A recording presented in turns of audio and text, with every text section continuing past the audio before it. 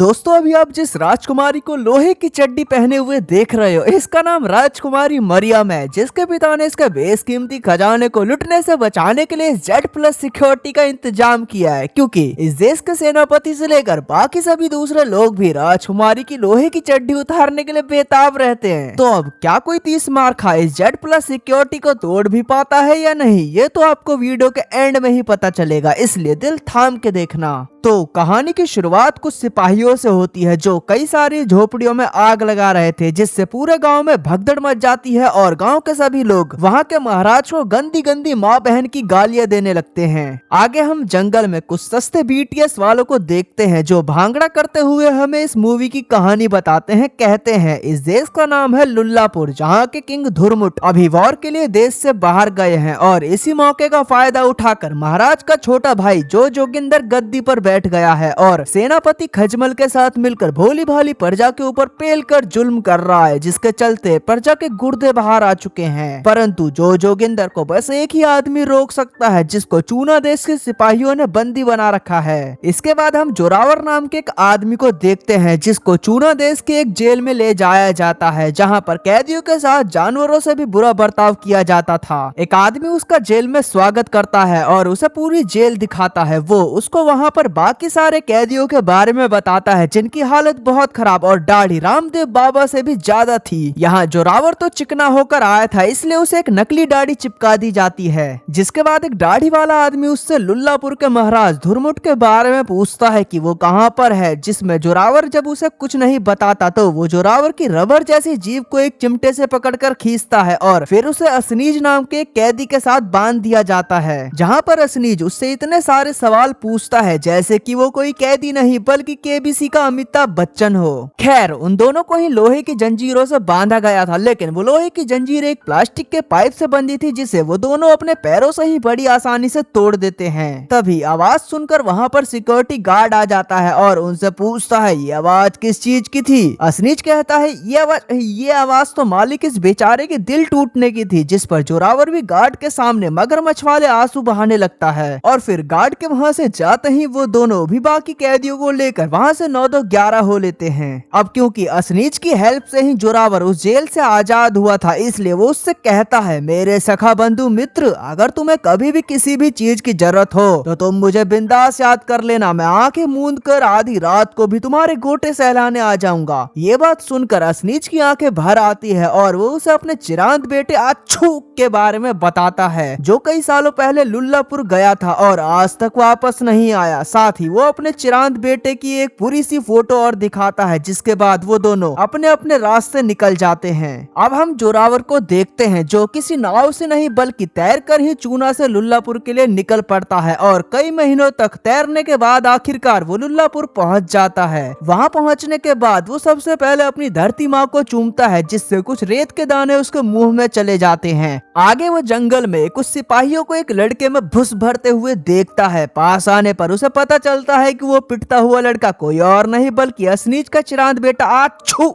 है। जोरावर अच्छू को बचाने के लिए उन सिपाहियों से अकेला ही भिड़ जाता है और मार मार के उनका भूत बना देता है। इसी बीच हम अच्छू के पैर में कैंपस कंपनी के जूते देखते हैं। अरे मोरी मैया, इस जमाने में कैंपस के जूते भी मिलते थे क्या भाई, वाह। एनीवे आगे जोरावर अच्छू को लेकर घोड़े के ऊपर गधे की तरह बैठकर अपने घर पहुंचता है, जिसको बैंक के लोग उठाकर ले जा रहे थे। दरअसल उसने कई महीनों से अपने घर की EMI नहीं भरी थी, इसलिए बैंक वाले उसका घर ले जा रहे थे। अब घर तो वहां से चला जाता है, लेकिन घर के अंदर बैठा उसका अंधा नौकर जो कि मस्त हग रहा था, उसे इसके बारे में भनक तक नहीं लगती। फिर जोरावर जब अपने नौकर को हगते हुए देखता है तो वो उसके पास जाकर उसे बुलाता है, जिससे वो नौकर भी बिना अपनी बुंड धोए ही पैंट पहन लेता है। जोरावर उससे पूछता है सारे घी के लट्ठ मेरे पिताजी कहाँ पर हैं? नौकर कहता है सरकार आपके पिता तो कब के निकल लिए। जोरावर फिर पूछता है तो फिर मेरी माताजी का क्या हुआ? नौकर कहता है हाँ उनकी भी टिकट कट चुकी है, यहाँ तक कि आपके भाई बहन के साथ साथ आपका कुत्ता आपकी रेड फिश भी मर चुके हैं। जो बात सुनकर जोरावर पूरी तरह से टूट जाता है। तभी उसका नौकर उसे उसके पिताजी की आखिरी निशानी देता है और कहता है कि आपके पिताजी ने मरने से पहले कहा कहा था कि इसके अंदर दुनिया के सबसे कीमती खजाने की चाबी है और उन्होंने आपको ही ये देने के लिए कहा था। अब ये तीनों जब अपनी अपनी बकचोदी में लगे थे तभी वहाँ पर एक लड़का भागते हुए आता है, कहता है बचाओ बचाओ, कुछ लोग मेरा पीछा कर रहे हैं। हम देखते हैं कि इसके पीछे सेनापति खजमल अपने टट्टू के साथ आ रहा था, लेकिन यहाँ पर जोरावर सेनापति के साथ भिड़ जाता है और उसे लतिया कर वहाँ से भगा देता है। आगे हम महाराज धुरमुट की बेटी राजकुमारी मरियम को देखते हैं जो गाने गुनगुनाती हुई बाथटब में नहा रही थी। दरअसल महाराज ने उसके कोहिनूर से भी कीमती खजाने को लुटने से बचाने के लिए बचपन में ही उसे एक लोहे की चड्डी पहना दी थी, जिसकी चाबी जब मरियम छोटी थी तभी खो गई। इसलिए मरियम अपने सच्चे प्यार यानी उस आदमी की तलाश में थी जो उसके लोहे की चड्डी और उसके दिल के फाटक को एक साथ खोल सके। अब हम राजमहल में प्रिंस जो जोगिंदर को देखते हैं जिसके पास सेनापति खजमल आकर कहता है महाराज मेरे पास एक न्यूज है। जो जोगिंदर कहता है कैसी न्यूज, गुड या बैड? सेनापति कहता है महाराज बैड। अब बैड न्यूज का नाम सुनते ही प्रिंस जोगिंदर उसे उस बुरी खबर को भी अच्छे ढंग से कहने के लिए कहता है ताकि बुरी खबर भी उसके मुंह से अच्छे ढंग से निकल कर अच्छी बन जाए। इसलिए सेनापति हंसते हंसते कहता है अरे महाराज आज मैंने जोरावर को देखा जो लुल्लापुर यानी हमारे देश आ पहुंचा है और उसने मुझे और आपको बहुत बुरा भला कहा और मुझे तो इस बात का भी डर है कि कहीं वो आपकी बूंद में बारूद भरने के लिए आज नहीं तो कल महल जरूर आएगा। जो बात सुनते ही जो जोगिंदर की गींद फट जाती है, कहता बाड़ की लिमिंड तू इतनी बुरी खबर को हंस हंस के सुना रहा है। आगे जो जोगिंदर डायनासोर के जमाने से भी पुरानी एक चुलबुली चुड़ैल के पास जाता है और उससे पूछता है कि वो कैसे जोरावर से बच सकता है, जिस पर पहले तो वो चुलबुली चुड़ैल एक पैन में अंडा फोड़कर उसमें सांडे का तेल मिलाकर ऑमलेट बनाती है और जोगिंदर को ऑमलेट सर्व करते हुए कहती है वैसे तो मैं आपकी मदद कर सकती हूँ परंतु इसके बदले में आपको सेनापति के साथ मेरी सेटिंग करवानी होगी क्योंकि मैं सेनापति खजमल से टूरू लव करती हूँ। जो सुनकर जो जोगिंदर कहता है लेकिन सेनापति तू जैसी पिशाचनी को नहीं अपनाएगा क्योंकि तेरे कुएं में अब तक तो जालों का ढेर लग चुका होगा, लेकिन चल फिर भी मैं एक कोशिश करूंगा। खैर दूसरी तरफ हम जोरावर अच्छू और उसके अंधे नौकर को महल की तरफ आते हुए देखते हैं जहां रास्ते में एक पुल के ऊपर उन्हें शाकाल नाम का एक आदमी मिलता है जो उनसे कुछ पैसे टोल मांगता है। कहता है इस पुल से गुजरने के लिए तुम्हें टोल टैक्स देना होगा, जिस पर जोरावर उसे पैसे देने से मना कर देता है और उन दोनों में तगड़ा वाला जूता बाज जाता है। ये गधे जिस लकड़ी से लड़ाई कर रहे थे वो लकड़ी टूट जाती है और छोटी छोटी लकड़ियों से ही इन्हें अपना काम चलाना पड़ता है। इसी बीच जोरावर शाकाल को मारकर एक छोटे से नाले में गिरा देता है। शाकाल को नाले के पानी से बहुत डर लगता था, इसलिए वो चिल्लाते हुए कहता है मुझे बचाओ प्लीज, मुझे कोई बचाओ, मैं पानी में डूब रहा हूँ, जबकि उस नाले में ज्यादा से ज्यादा 20 लीटर ही पानी होगा। खैर जोरावर उसकी जान बचाता है इसलिए वो उसे शुक्रिया कहकर उसके साथ दोस्ती कर लेता है। तभी वहाँ पर शाकाल का चड्डी बड्डी स्कारलेट आता है जिसके हाथ फ्लैश से भी तेज थे। वो पलक झपकते ही उड़ते हुए तीर को हवा में ही गाजर मूली की तरह काट देता था। जिसके बाद जोरावर जब उन सभी को अपनी पूरी कहानी बताता है तो वो सभी लोग उसकी मदद करने का फैसला करते हैं और महल की तरफ बढ़ने लगते हैं। दूसरी तरफ महल में भी जोरों शोरों से पार्टी चल रही थी जिसमें राजकुमारी मरियम भी मौजूद होती है। इसी बीच वहाँ पर एक जंगली सुअर को कंधे पर लाद कर जोरावर एंट्री मारता है। वो सीधा आकर खाने के टेबल पर उस जंगली सुअर को पटक देता है। कहता है मैं आपके और सेनापति के लिए तोहफे के रूप में सुअर को लाया हूँ। जिसके बाद जोरावर प्रिंस जोगिंदर को धमकाते हुए कहता है कि अगर तूने प्रजा पर अपना जुल्म ढाना बंद नहीं किया तो मैं नीतीश चाचा की तरह एक दूसरी पार्टी बना लूंगा और तुझे राजगद्दी से हटवा दूंगा और सभी प्रजा तो मेरे साथ हैं ही। जिसके बाद सेनापति और सभी सेना उसे घेर लेते हैं और जोरावर अकेला ही उन सभी से लड़ पड़ता है और भर भर के अपनी बेइज्जती करवाता है। इतने में वहाँ जोरावर के सभी साथी भी आ जाते हैं जिसमें जोरावर का वो अंधा नौकर भी शामिल था। वो सभी सेना पर टूट पड़ते हैं और दूध पीते पीते उन सभी को मार गिराते हैं। इसी बीच हम जोरावर के अंधे नौकर को भी देखते हैं जो एक खंबे को सिपाही समझकर उससे लड़ रहा था। जिसके बाद जोरावर राजकुमारी मरियम को एक उड़ती गीली चुम्मी देकर अपने साथियों के साथ वहां से निकल लेता है। आगे रात को जोरावर और उसके साथी गांव के सभी पीड़ित लोगों को बुलाकर उन्हें उनका साथ देने के लिए कहते हैं। जोरावर यहाँ संदीप महेश्वरी की तरह मोटिवेशन स्पीच देता है जिसमें सभी लोग मोटिवेट होने की जगह सो जाते हैं। तब आगे की कमान अच्छू संभालता है। वो हिटलर की तरह ऐसे ऐसे भाषण देता है जिससे सभी गांव वालों के अंदर प्रतिशोध की ज्वाला धधक उठती है। जिसके बाद उन सभी पीड़ित लोगों को टोपी, जैकेट, बनियान और तलवार से लेकर ब्रांडेड पैंट दी जाती है और फिर सबकी ट्रेनिंग शुरू होती है।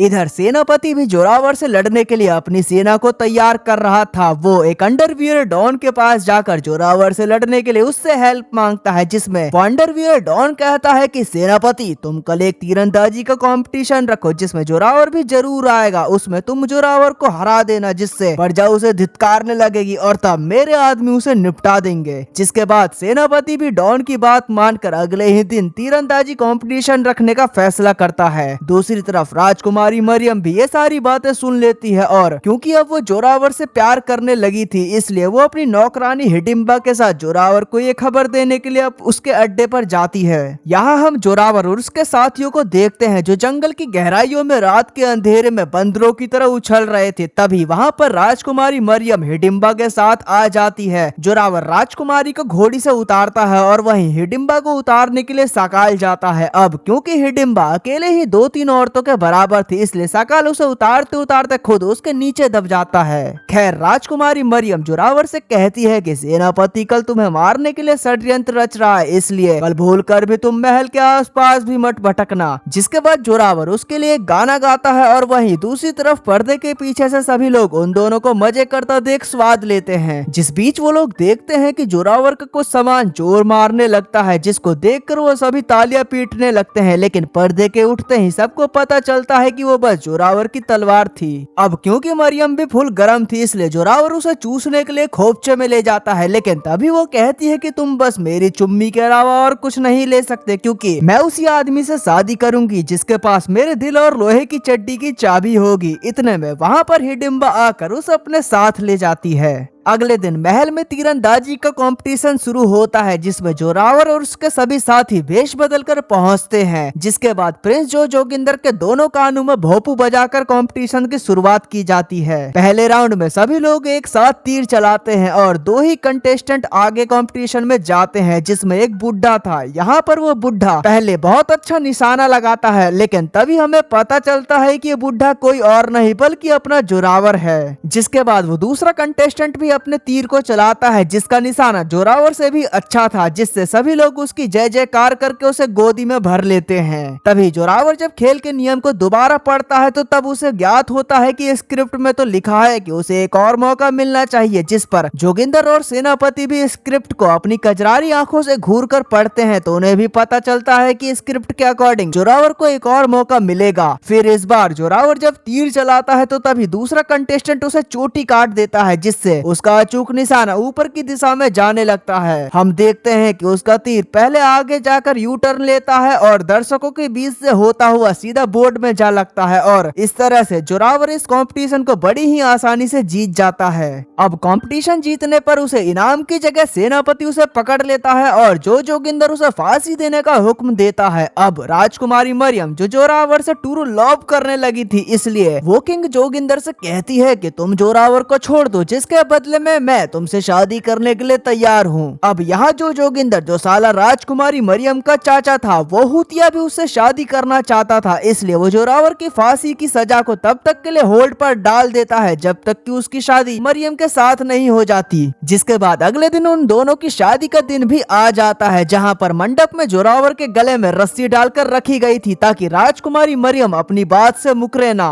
वहाँ पर जो पादरी उन दोनों की शादी करवा रहा था वो उन दोनों के सामने अपने मंत्रों का उच्चारण करता है, कहता है अंड बंड का टोला जो इस शादी से खुश ना हो उसकी माँ में। अब इससे पहले कि वो लोला बोलता तभी वहाँ पर अच्छू और जोरावर के सभी साथी आ जाते हैं जो उसे आजाद कर देते हैं। जिसके बाद उन दोनों ही पार्टियों में घमासान युद्ध शुरू हो जाता है और जोरावर और उसके सभी साथी मिलकर सारे सिपाहियों को मारने लगते हैं। इधर सेनापति खजमल राजकुमारी का व्रत तोड़ने के लिए उसे अपने साथ ले जाता है जहाँ वो उसके साथ जोर जबरदस्ती करने लगता है और उसके कपड़े फाड़ कर उसकी चड्डी उतारने लगता है, लेकिन तभी वो देखता है कि राजकुमारी के पास तो Z+ सिक्योरिटी है, इसलिए वो एक ड्रिल मशीन लाकर उसकी लोहे की चड्डी तोड़ने लगता है। तब तक यहाँ जोरावर भी जोगिंदर को निपटा के सेनापति के साथ लड़ने लगता है और उसे बहुत ही आसानी से पेलने लगता है। इसी बीच सेनापति उसके गले से उस चैन को तोड़ देता है जो कि जोरावर के बाप की विरासत थी। वो लॉकेट दीवार से टकराकर टूट जाता है, जिसके अंदर से एक चाबी निकलती है जो सीधा जाकर राजकुमारी मरियम की लोहे की चड्डी में घुस जाती है, जिससे हमें ज्ञात होता है कि जोरावर के पिता ने उसके लिए ये बेशकीमती खजाना छोड़ा था। वाह बेंचो, यहाँ बाप बच्चों के लिए बेशकीमती खजाने में जमीन जायदाद हीरे जवाहरात छोड़कर जाता है और इसके बाप ने खजाने में इसके लिए छोड़ा भी तो क्या, एक बदबूदार अंधेरी गुफा। खैर छोड़ो, इधर सेनापति के साथ जोरावर की लड़ाई अब भी जारी थी और जोरावर उसे एक जोरदार घुसंड मारता है, जिससे सेनापति वही लंबा लेट जाता है। तभी वहाँ पर वो डायनासोर के जमाने की चुलबुली चुड़ैल आती है जो सेनापति को यूं मरता देख उदास हो जाती है, परंतु उसके पास एक मैजिकल टैबलेट होती है जिससे वो उसे बचा सकती थी। इसलिए वो खजमल से एक डील करती है कि अगर मैं तुम्हें बचा लूं तो तुम्हें मुझसे शादी करनी होगी। अब क्योंकि सेनापति के पास भी कोई दूसरा रास्ता नहीं था और उसके प्राण पखेरु कभी भी उड़ सकते थे, इसलिए वो मान जाता है, जिस पर वो पिशाचनी उसे वो टैबलेट खिला देती है, जिससे सेनापति बिल्कुल चंगा हो जाता है और वो फिर उसे घसीटकर अपने साथ ले जाती है। अब यहाँ जोरावर राजकुमारी मरियम के खेतों में अपना हल चलाने के लिए एकदम तैयार था। फिर जैसे ही वो उसके लोहे की चड्डी खोलता है, तभी वहाँ पर राजकुमारी की नौकरानी हिडिंबा आकर राजकुमारी को ये करने से मना करती है। जिसके बाद हम देखते हैं कि जोरावर मरियम को लेकर एक पादरी के पास जाता है और उससे शादी करने लगता है। तब तक वहाँ पर असली महाराज धुरमुट भी युद्ध से वापस आ जाते हैं और वो उन दोनों की शादी के लिए कतई एग्री थे, क्योंकि उन्हें पता होता है कि जोरावर एक नेक दिल और बहादुर इंसान है, जिसकी बहादुरी को देखते हुए महाराज उसे नया सेनापति बना देते हैं। फिर कहानी के एंड में जोरावर राजकुमारी मरियम से शादी कर लेता है और दोनों खुशी खुशी हनीमून मनाने के लिए निकल जाते हैं, जिसके साथ ही ये मूवी भी यहीं समाप्त हो जाती है। तो दोस्तों, कैसी लगी आपको वीडियो कमेंट्स में बताना। अगर पसंद आई हो तो उसे लाइक करना, शेयर करना और चैनल को सब्सक्राइब भी। मिलते हैं नेक्स्ट वीडियो में, बाय।